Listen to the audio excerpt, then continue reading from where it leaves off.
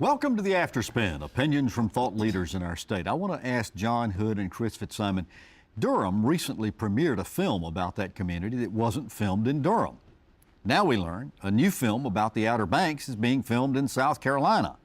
Lawmakers are considering once again allowing generous tax credits to producers to make TV and movies in our state, but some suggest the lingering effects of HB 2 might also be preventing us from having films made here. Tell us what you think about our movie making in North Carolina and incentives. Chris? Well, it's interesting. I do think HB 2 has a little, whether it's justified or not, I think some of it is, that there's a perception that we're not friendly to the LGBTQ community, and a lot of those folks in Hollywood remember that, and there's probably some of that. But I do think there are, the film industry wants incentives like other industries. I generally am not a fan of this, but it's interesting that there's such an outcry against film incentives when we continue to give all these other incentives. There's a bill in the legislature to restore or to up the film incentives sponsored by Democrats from Wilmington, but also Jason Sain, who's the Republican senior budget chairman. So there's bipartisan support in the House at least, right, to restore this. And then I find it interesting, SunTrust recently left Atlanta. The headquarters been moved to Charlotte after the merger with BB&T. And the folks in Georgia will tell you it's because North Carolina treats banks differently in the tax code than the folks in Georgia do.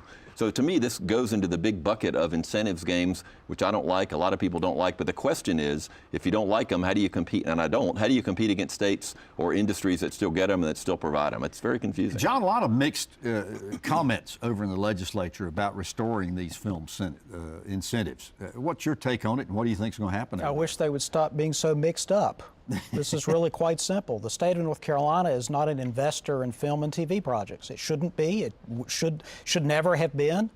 If some other state wants to be foolish and pay rich people to make shows and stuff, let them do it. It's none of our business.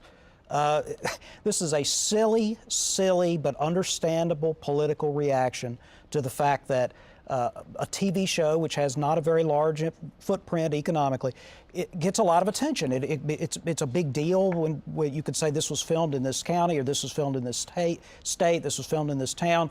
But as an economic matter, it is essentially trivial.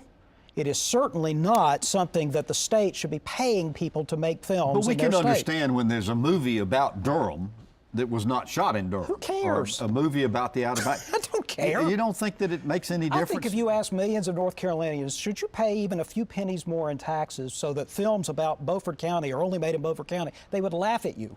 This is just not worth spending any amount of legislative time on, but I know they will.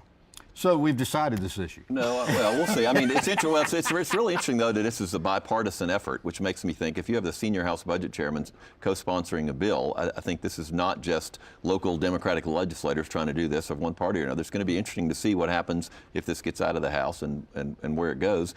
You know, I generally, philosophically get John's argument and generally agree with it, but I do think if you ask people, would you like to have North Carolina the home of motion pictures and TV shows, just like sports teams, which get a lot of subsidy, they would say yes. And there is some value, I think, in the branding and all that.